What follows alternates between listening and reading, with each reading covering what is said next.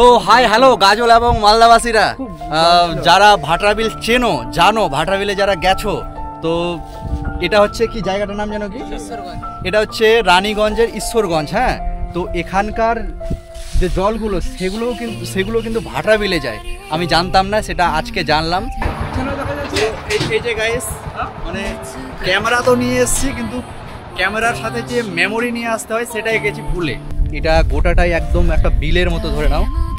বর্ষার সময় এটা জলে ভরে যায় এই জায়গাটা।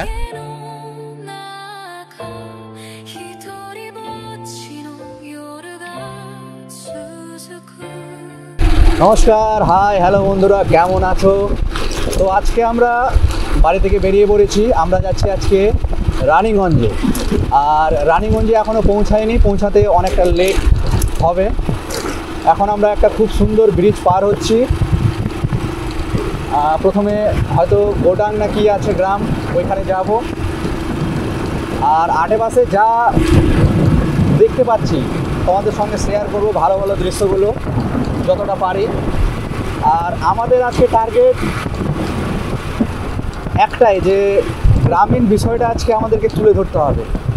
মানে আমরা টার্গেট নিয়েছি যে নদীতে যাব, নদীতে গিয়ে নৌকোগুলো তুলবো, সেখানে কিছু ভিডিও শ্যুট হবে, ছবি ফটোশ্যুট হবে। আর দেখি জীবজন্তুর কিছু যদি ছবি তুলতে পারি, মানুষের সঙ্গে যদি কোনো আলাপ আলোচনা করতে পারি, সেগুলোও তোমাদের সঙ্গে শেয়ার করব। আর এটা একদম পুরো ধরে নাও গ্রামীণ রাস্তাটা অনেক দিন আগে করা হয়েছে, তার জন্য রাস্তার অবস্থা খুব একটা ভালো নেই, কোয়ালিটি অনেকটা কম। আমরা গাজল থেকে 13 কিলোমিটার ভিতরে, না মোটামুটি ওরকমই 13 কিলোমিটার ভিতরে চলে এসেছি। তো এখন যাচ্ছি, দেখি আর কতক্ষণ লাগে যেতে। তো ইতিমধ্যে আমরা গোডাংয়ে চলে এসেছি বন্ধুরা। এই যে সামনে দেখা যাচ্ছে গোডাং স্ট্যান্ড, এটা আমরা পেরোচ্ছি।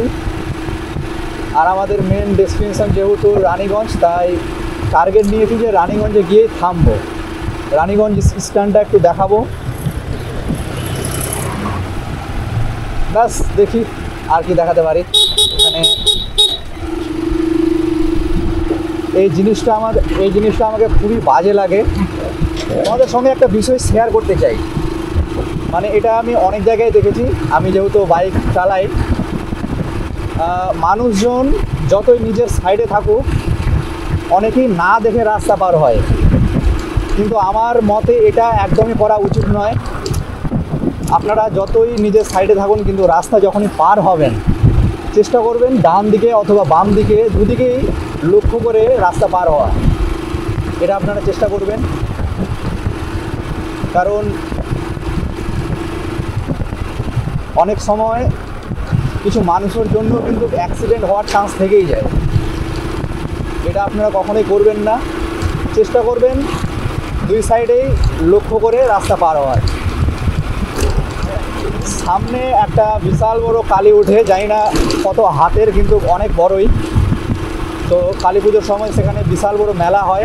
আমি একবারও দেখিনি, তবে গিয়ে মানে জায়গাটাতে যাই, তারপর গিয়ে দেখাচ্ছি জায়গাটা কেমন। আর কালের মূর্তিটা হয়তো এখনও আছে, ভালো করে না চেনা গেলেও কমসে কম ঘরের যে থাকে ওইটা দেখা যাবে। আর জানি না সাউন্ড কোয়ালিটি কতটা ভালো ঢুকছে, একটু অ্যাডজাস্ট করে নাও বন্ধুরা, কারণ দুঃখিত গরিব মানুষ, মাইক্রোফোনটা এখনও আমি অর্ডার দিইনি।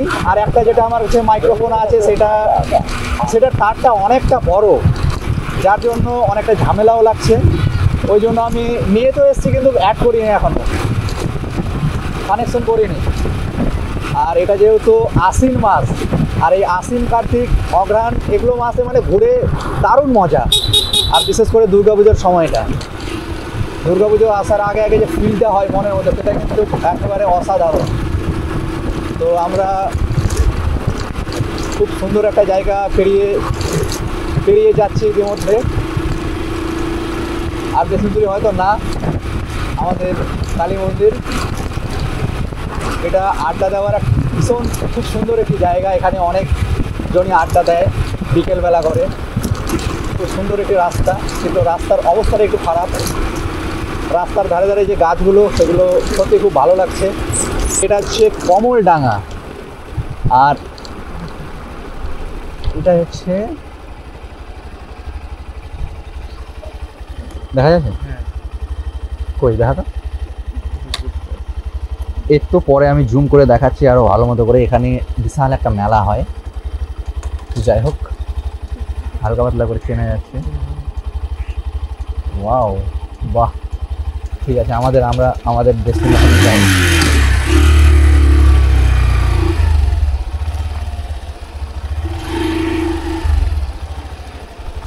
কাকা, এই কালীটার নাম যেন কি? হ্যাঁ, ওয়াক্কা। ও রক্ষা কালী। কয় হাতের এটা? কয় হাতের এটা? 14 হাতের। এটা কি কালী পূজার সময় হয়? ঠিক আছে, ধন্যবাদ। ও ঠিক আছে ঠিক আছে।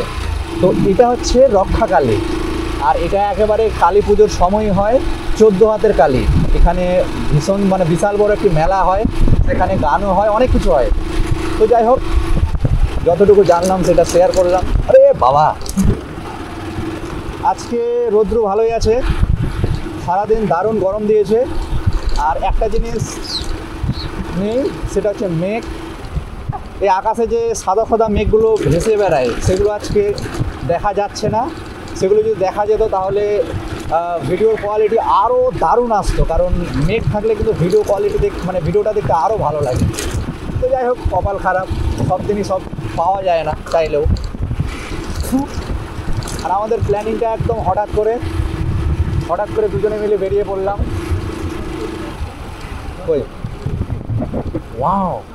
তো গাইস, এদিকে মোটামুটি বন্যা লাগেনি, তবে যেগুলো বিল আছে নিচু জায়গা, রানীগঞ্জে আমরা ঢুকছি, যেগুলো হচ্ছে নিচু জায়গা সেগুলোতে কিন্তু জল জমে আছে, জল যাচ্ছে হালকা পাতলা করে। তো ইতিমধ্যে আমরা রানীগঞ্জ স্ট্যান্ডে চলে আসলাম। এবার এখান থেকে 3টা রাস্তা কেটেছে, কিন্তু দেখা যাক আমরা কোন দিকে যাই 3টা রাস্তার মধ্যে। প্রথমত আগে রানীগঞ্জটা ঘুরেই নিই, তারপর দেখা যাবে কোথায় যাই না যাই। আমরা প্রথমে বাম দিকার যে রাস্তাটা সেদিক দিয়ে ঘুরবো। হ্যাঁ, না না না, এদিক ইয়ে যাবে, শুনে যাবে কাছে এটা দিয়ে। তোর মাসি না কি হবে, বাট এটাই তো মনে হয়। কোনটা দিয়া থাম না, শোন না, এটা কত দূর আছে ওটাই তো দেখবা যাচ্ছে, ওটাই তো দেখবা যাচ্ছে, কিছু নাই।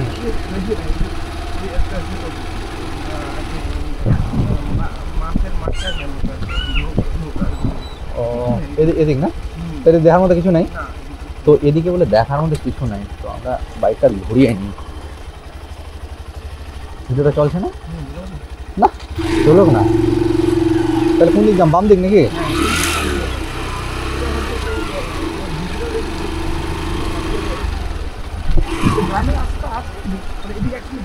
আর এদিকটা কোন দিক দিচ্ছে?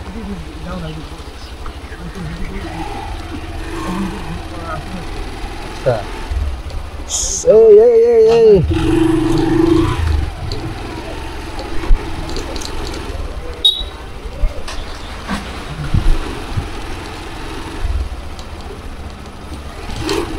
किधर चला मैं, এদিকে হাট বসে, ডান দিকে হাট বসে,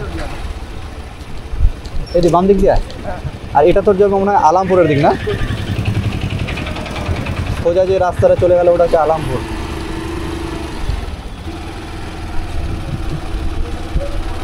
मैं तो रास्ते से जा रहा था।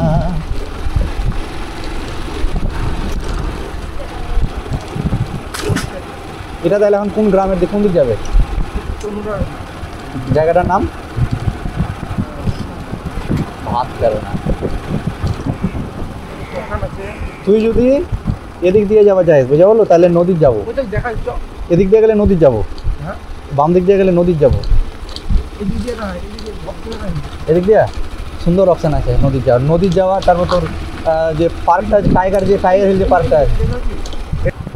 দিল দিওয়ানা ঢুঁढता है एक हंसी लड़की। এটা কোন এটা নদী কি না? নদী না মানে নদী না তো।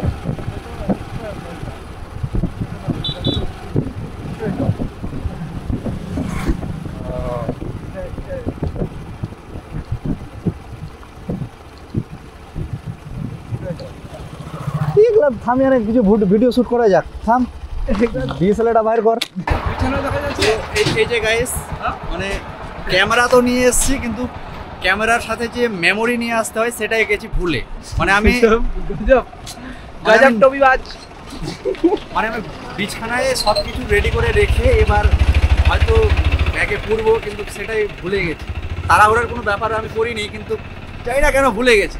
আর এটা দিয়ে ছবি কোয়ালিটি অতটা ভালো আসবে না কারণ ডিএসএলআর সেই ডিএসএলআর, ওটার কোয়ালিটি একটা আলাদাই।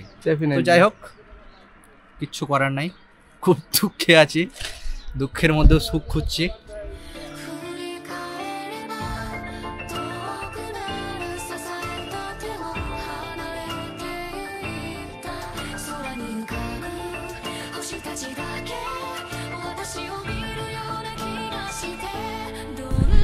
তো আমাদের এটা ডেস্টিনেশন কিনা আমরা জানি না, তবে ঘুরতে ঘুরতে চলে আসলাম এই জায়গায়।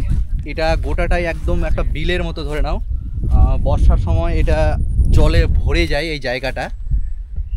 রাস্তার অবস্থা খুব একটা ভালো না কারণ বাইক চালিয়ে মানে আসাই যাবে না বর্ষার সময়, এমনিতেও এখনও আসা যাবে না, এতটা খারাপ। আর ওই দিকে নাকি নদী আছে, তো দেখি এটা ঘোরার পরে যদি ওই দিকটাতে আমরা যাই। তো এই কাকা বললেন, আমি যেটা শুনলাম শ্রাবণ মাসের দিকে গোটা মাস এটা দিয়ে প্রচুর জল যায় আর এই পুরো জলটা মহানন্দা নদীর সঙ্গে অ্যাড হয়। আর এই দিকে কিছু কচুরি পানা আছে মোটামুটি 100 মিটার অবধি, এত দূর থেকে ভালোই অনেকটা দূর অবধি জল যায়, মানে এটা গোটাটাই জলে ভর্তি হয়ে থাকে আর কি। তো জলের সময় আসলে অ্যাকচুয়ালি অনেকটাই ভালো লাগবে। আর আমরা তো এমনি আজকে ঘুরতে চলে আসলাম, তাও অল্প অল্প জল আছে এখন। আর এদিকে নৌকো আছে, তো চলো নৌকোটা আবার দেখাবো। আর তোমরা যদি আসার ইচ্ছে থাকে তোমাদের তাহলে শ্রাবণ মাসের দিকে অবশ্যই আসবে।